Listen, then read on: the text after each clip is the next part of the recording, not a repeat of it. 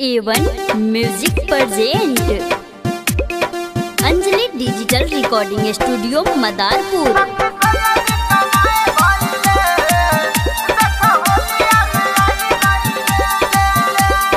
Music by Sunil राज।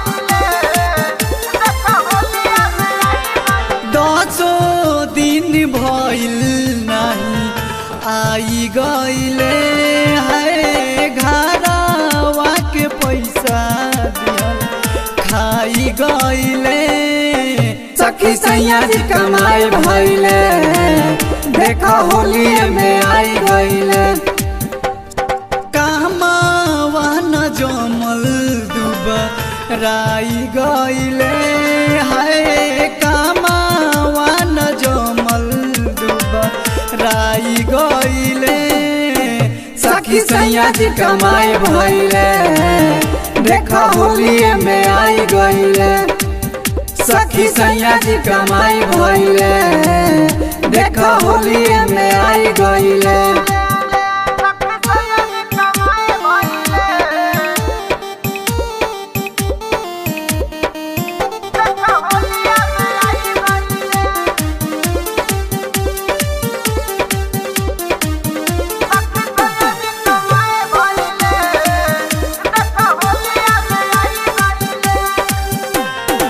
खेती करे फसल जरे टाइम से देले न पानी रे जाली सहरिया करे नौकरिया याद आवे उनकर नानी रे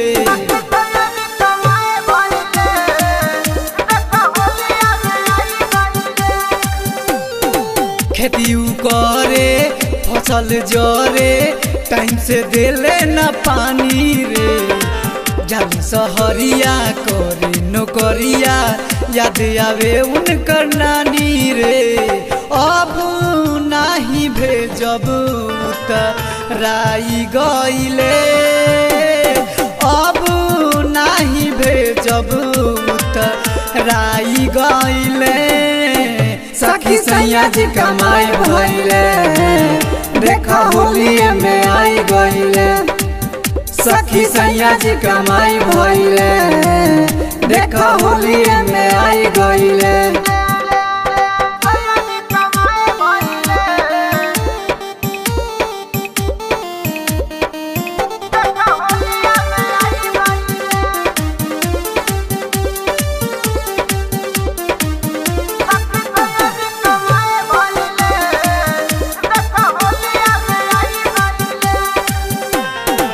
सौ दिन से हमारा चलत बावे कहीं टिके न पावस हो हम बोलाई तो न आवस ओकरे बोलैले से आवस हो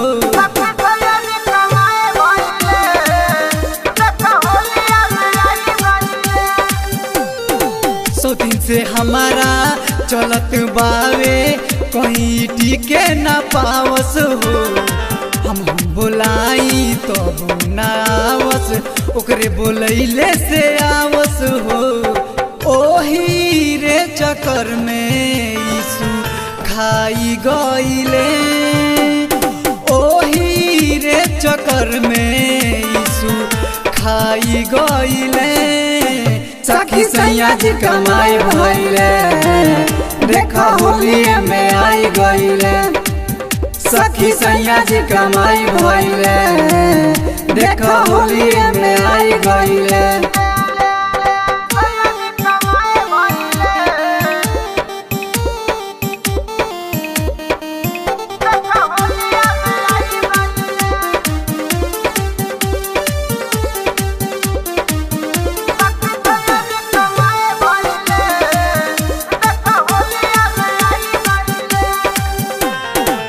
आइल बा फगुआ कहेला बबुआ लाई दन हमके फिचकारी हो सुनी विकास जानी तुरी हतुआ से ना तो बन कई दी हम के वारी हो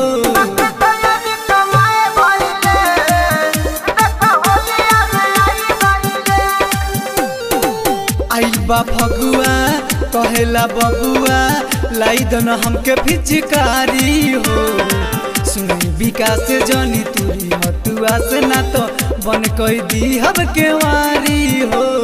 देखते ही देखते हर जाई भइले है, देखते ही देखते हर जाई भइले। सखी सैया जी कमाई भइले, देखो होली में आई गइले। सखी सैया जी कमाई भइले, देखो होली में आई गइले।